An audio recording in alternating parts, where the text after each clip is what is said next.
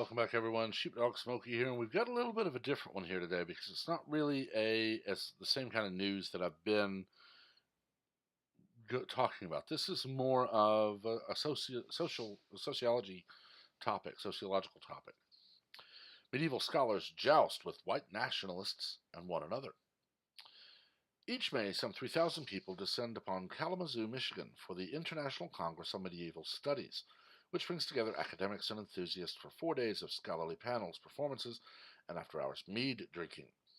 But in recent years, the gathering, affectionately known as Kazoo, and the field of medieval studies itself, has been shadowed by conflicts right out of the 21st century.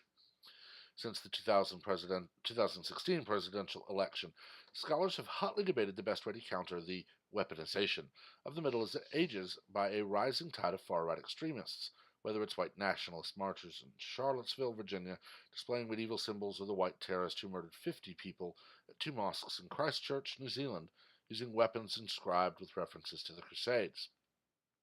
And hanging over all of it is an even more fraught question. Does medieval studies have a white supremacy problem of its own? To some scholars, the answer is yes, and not just because the field is overwhelmingly white. Scholarship on the Middle Ages, they argue, helped create the idea of white European superiority, and still bolsters it today. There have been calls to decolonize medieval studies by confronting the structural racism that has kept both non-white scholars and non-white perspectives outside its gates. On the other side are those who see the field as under siege by activists seeking to replace scholarship with ritualistic denunciations of white male privilege, pursued with a with us or against us zeal. There has been vitriolic blog exchanges, expletive-laced social media conflagrations, and conference blow-ups. Some members of the group, Medievalists of Color, have announced they will be boycotting this year's Kalamazoo conference, which begins on Thursday.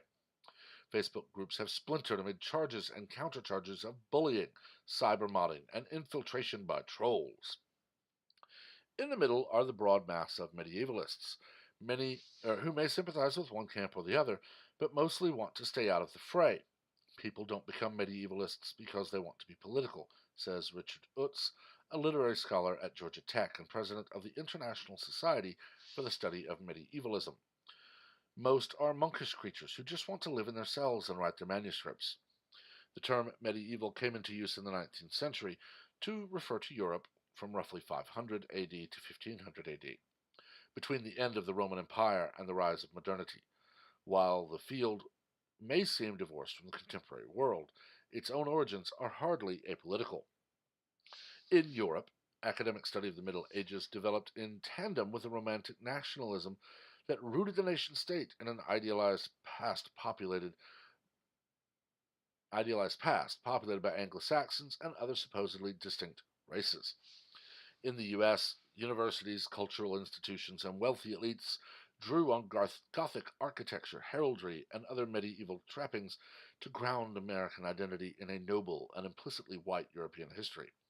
So did Southern slaveholders in the Ku Klux Klan. Today, the field is sprawling and interdisciplinary and includes historians, literary scholars, art historians, philologists, archaeologists, and others. Its boundaries have expanded past its traditional focus on Northwest Europe to include the Mediterranean, Eastern Europe, and the Middle East, and even among those advocating a global Middle Ages, the entire world. But it remains an intellectually conservative field that has largely resisted the waves of critical theory that have washed over much of the humanities in recent decades. It has also been slow to take up the subject of race. While archaeological evidence shows that Africans and other non-white people were present in medieval Europe, some scholars argue that race is a modern construct with limited relevance in a period when differences in religion mattered more than differences in skin color. But other medievalists see in such arguments a desire to wall off medieval scholarship from uncomfortable questions. It's about asserting the racial and political innocence of the Middle Ages, said Cord Whitaker, an assistant professor of English at Wellesley College and a member of Medievalists of Color. For medievalists to try to protect the field from engagement with race is ultimately to try to withdraw from the world. If withdrawal from the world was ever possible, it has become harder lately. During the 2016 election, memes like Donald Trump in armor on a horse and the Crusader slogan Deus Vult, God wills it, began proliferating on social media. White nationalists stepped up recruiting on college campuses, sometimes co opting the language of identity politics with calls for students to explore their white heritage. Then came Charlottesville, where the sight of marchers carrying shields evoking the Knights Templar or holding banners with Anglo Saxon runes came as a shock to many scholars.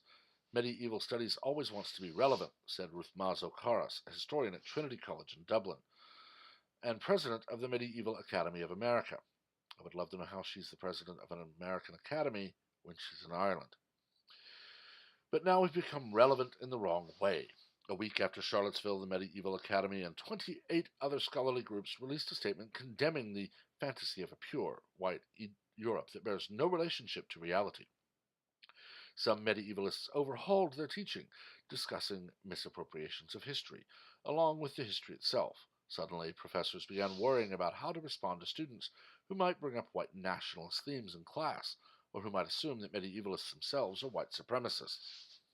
We had to think about it. Who do they think we are? Said Nicholas Paul, director of the Center for Medieval Studies at Fordham University and a co-editor of the forthcoming book, Whose Middle Ages? Teachable Moments for an Ill-Used Past. The idea of medieval studies as a haven for white nationalist ideas gained ground when Rachel Fulton Brown, an associate professor of medieval history at the University of Chicago, began feuding with Dorothy Kim, an assistant professor of medieval English literature at Brandeis, after Dr. Kim, writing on Facebook, highlighted an old blog post of Dr. Fulton Brown's titled Three Cheers for White Men, calling it an example of medievalists upholding white supremacy. Many scholars were outraged when Dr. Fulton Brown, in a repost to Dr. Kim written a few weeks after Charlottesville, tagged the right-wing writer Malo Yiannopoulos, whose website then ran an article about the dispute. Last July, Mr. Yiannopoulos followed up with a 16,000-word attack on the field, which assailed Dr. Kim and others as an angry social justice mob. The article caused a furor as scholars accused colleagues of providing screenshots of private Facebook competitions and surreptitious recordings of conference sessions to Mr. Yiannopoulos. Since then, Dr. Fulton Brown has become more isolated, as some who initially supported her have distanced themselves after she began citing the far-right writer Vox Day, and even, in a recent blog post, entertained the idea that the Christchurch shooting might have been a false flag operation. Dr. Fulton Brown, in an interview, said the depiction of her as a white supremacist or a member of the alt-right is a misnomer that depends upon a fantasy about me. But now the climate of intense suspicion and the division of the feud helped foster, particularly on social media, remains. Paul Halsall, editor of the Internet Medieval Sourcebook, is among the scholars who remain friendly with Dr. Fulton Brown, the author of the highly regarded studies of medieval devotion to the Virgin Mary, though he said he disagrees with her political views profoundly. Last summer, he started two open Facebook groups after one dedicated to the Kalamazoo Conference erupted in a dispute about racism and its comments policy, which resulted in a number of people, including its moderator, leaving or being expelled from the group. Mr. Halsall deplored what he called the cooties approach that he says has taken hold, chilling debate. There's this idea that if you talk to someone, you are stained, he said. He added, anyone who is vaguely middle of the road or conservative is suddenly racist or white nationalist. Very astute. Dr. Kim, a member of Medievalists of Color, said white medievalists who say they fear weighing in lest they be accused of racism are enacting a classic white fragility script. So if you weigh in, you're racist. If you don't, you're racist. Dr. Kim, telling people the world over that everyone of a certain race is racist is racist. Those of us from marginal, targeted groups have no choice about speaking up, she said. This is about our survival in the field. No, your survival in the field should depend on your expertise about the topic. Some efforts to make the field more inclusive have met with resistance. Last year, the Medieval Academy created an annual award for scholars of color named for Belle da Costa Green, the first manuscript librarian of the Pierpont Morgan collection, and an African American woman who passed as white. An anonymous group left a donation of $350 with declaring support for the idea of inclusion, but objecting to skin pigmentation as grounds for a scholarly grant, according to Lisa Fagan Davis, the Academy's executive director. Last year, there was an outcry after the Kalamazoo Conference, which is run by the Medieval Institute at Western Michigan University, rejected a number of panels proposed by medievalists of color. An open letter signed by more than 600 scholars denounced the organizers for a bias against or lack of interest in sessions that are self-critical of medieval studies or focused on the politics of the field. The panels about race that were accepted, some scholars noted, were organized by white scholars. Jana Schulman, the director of the Medieval Institute, said procedures for selecting panels this year were being overhauled to be more inclusive and transparent. She said she regretted that members of medievalists of color were staying away, calling their critique of the field important. An individual's area of interest completely colors what it is they look at. In the past, Dr. Schulman said, those of us in the field need to be more aware that ours was maybe limited. This is, to me, the beginning of a very dangerous trend. Different areas of history are being attacked as white supremacist or white nationalist or racist. Nationalism is not a bad thing. Nationalism means that you are proud of your country and you would like to see your country succeed. In some areas, it would be where, why are we sending money overseas when we have people who are American citizens starving and homeless? But of course, liberals see the word nationalist and immediately scream, Nazi! Adolf Hitler was a National Socialist and an absolutely abhorrent figure of history. Nationalism does not say, I hate people of a certain color or certain race or a certain gender. Nationalism says, my nation comes first, and then we will help others if we are able to. It's very simple. I believe that as long as we have American citizens homeless and starving, we have an obligation to them first. That is nationalism. I don't care if those people are white, black, yellow, or pink with purple polka dots. They are American citizens who are homeless and starving. They come first. But let's look at medieval history. I happen to have studied this a bit. I happen to hold a bachelor's degree in history with a specialization to teach. I'm just not a coach, so unfortunately I'm not able to do that. But medieval history is from the 500s to the 1500s, basically the 6th to 16th centuries. If we look at Europe roughly around the 6th century, this is about the time of Arthurian legend. You see, the Roman Empire was withdrawing from the British Isles. It was really beginning to wane in its power, and being spread out was not a good thing for that type of empire. So they basically told the Britons, you're on your own, and left.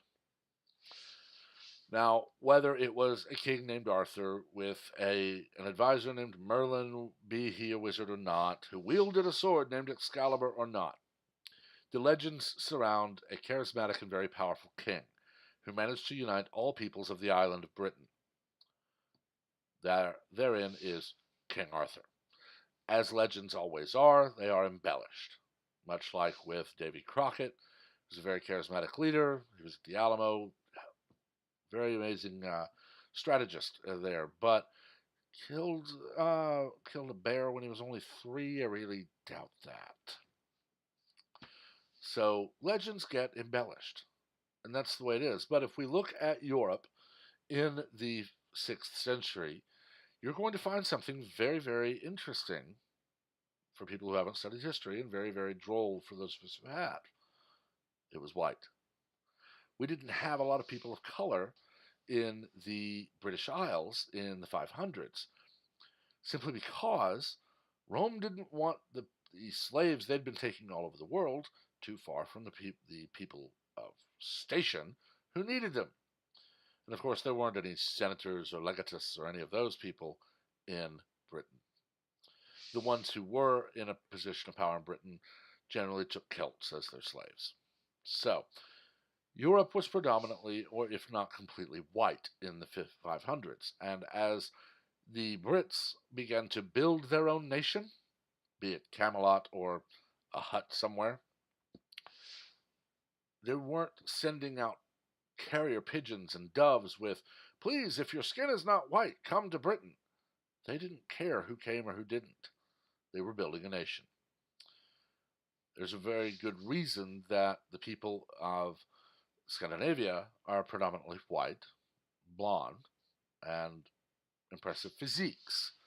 Vikings were white, blonde, and had great physiques from all the fighting. And of course, when they took women as prizes, who do you think they took? The best looking and probably the most feisty. Well, there's a reason Britons, until the last few hundred years, have been predominantly white, because that's the way they started, and they weren't seafaring people sailing to other nations to find women. They stayed at home and built a nation.